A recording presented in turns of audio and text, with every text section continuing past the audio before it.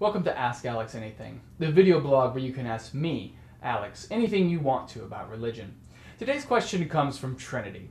Trinity asks, I know why you're here, Alex. I know what you've been doing. You're looking for God. I know because I was once looking for the same thing. And when he found me, he told me I wasn't really looking for him. I was looking for an answer. It's the question that drives us, Alex. It's the question that brought you here. You know the question just as I did. Does God exist? First of all, Trinity, I have to say, excellent Matrix reference. I really like the first film, the second two not so much, but I appreciate that. And second, I need to say that this is not only an excellent question, but it's one of the most fundamental questions we face as human beings. And I would like to spend this video talking about why this is the case.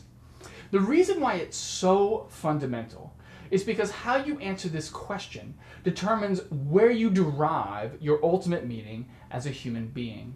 If one believes that a God exists who is responsible for the creation of the universe, then that God determines the reason for our existence.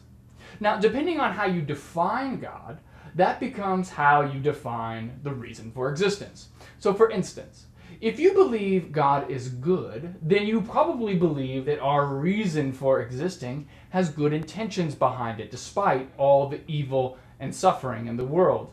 Likewise, if you believe in God and think that all the evil and suffering in the world is a reflection of God, then you might believe God is evil and that the purpose for our existence is to suffer. What's more, one's belief in God can determine not only our meaning, but how we live our lives. Depending on how we see God, our perceptions can mold our moral values. This can lead us to be ardent pacifists, violent extremists, and everything in between.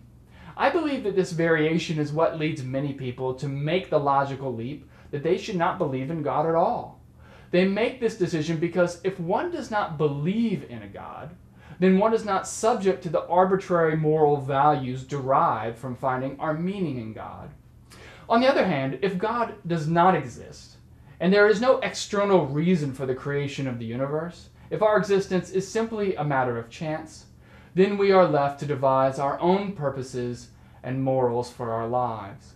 In truth, most of us tend to do this anyway, whether we believe in God or not.